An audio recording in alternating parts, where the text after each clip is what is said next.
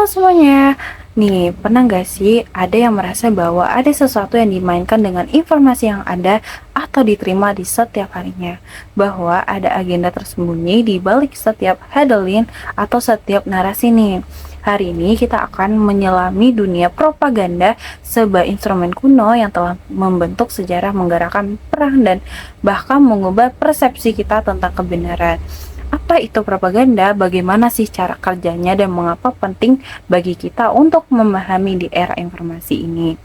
Nah, propaganda ini adalah upaya untuk menyebarkan ide atau keyakinan atau pandangan dunia melalui cara-cara profesional dengan tujuan untuk menjalankan soft power. Singkatnya ini tentang mengelola persepsi, kendaraan storytelling yang digunakan untuk membentuk cara kita berpikir dan merasakan tentang berbagai hal dari politik hingga produk. Nah, propaganda bukanlah fenomena baru. Bahkan, sejarah sangat panjang nih tentang si propagandanya. Bahkan, si Alexander Agung memiliki unit hubungan masyarakat untuk menyebarluaskan laporan yang mendukung tujuan pada abad ke-17. Paus Gergeius mendirikan Sacral Congregation de Propaganda Fight pada tahun 1622 untuk menyebar iman Katolik. Kemudian Paus Urbanus mendirikan pusat pelatihan khusus Collegium Urbanus pada tahun 1627 untuk melatih propagandis Katolik ya. Oke.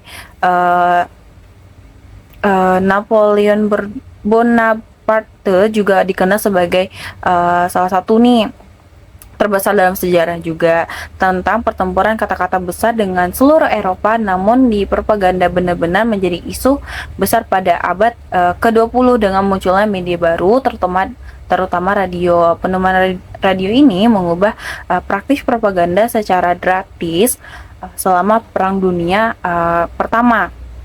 Alat propaganda digunakan secara ekstensif dan peperangan psikologis nih berkelanjutan pasca perang. Dengan berkembangnya radio gelombang pendeknya internasional, propaganda subversif ini menghasut pemberontakan yang diakui sebagai tindakan ilegal dalam berbagai instrumen hukum, bahkan sebagai bentuk agresi 10. Propaganda fitnah ini memfitnahkan pemimpin asing dan dianggap ilegal serta berbahaya bagi perdamaian internasional. Meski ada kesepakatan bahwa berita palsu harus dilarang, metode terbaik untuk mencapai masih menjadi perdebatan. Nah, propaganda perang ini adalah perkembangan khas ke abad 20 yang dianggap ilegal meskipun Komunitas Global menyatakan keperhatiannya belum ada kesepakatan multilateral yang dikuatkan untuk melarang di era nuklir. Konflik internasional ini bergeser dari konfrontasi militer menjadi pertempuran pikiran melalui propaganda dengan kontra dan propaganda. Amerika Serikat dan Universitas terlibat dalam perang propaganda yang sangat sengit nih. Contohnya propaganda AS nih, misalnya tentang Committee on the Press Dinger di AS. Kelompok seperti melakukan propaganda menentang perjanjian pengurangan senjata nuklir, bahkan menuduh Soviet nih ingin menaklukkan dunia. Seperti itulah ya.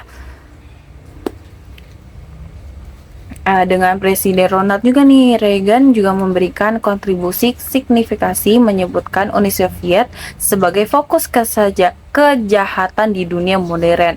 Di sisi Soviet, propaganda internasional menemukan akar di Komintern dengan KGB, bahkan menggunakan jurnalis di berbagai negara untuk mempengaruhi opini publik dan mengambil keputusan.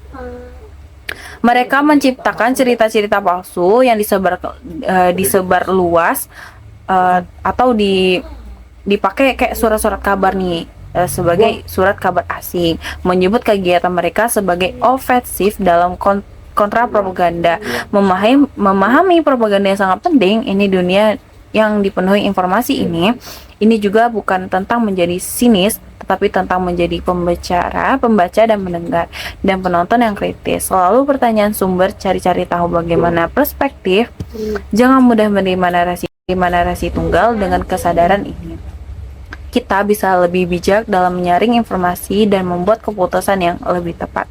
Jangan orang lain mengelola persepsi Anda bagaimana menurut Anda. Bahkan Anda merasa menjadi target propaganda atau bagian dari pemikiran Anda di kolom komentar di bawah ini.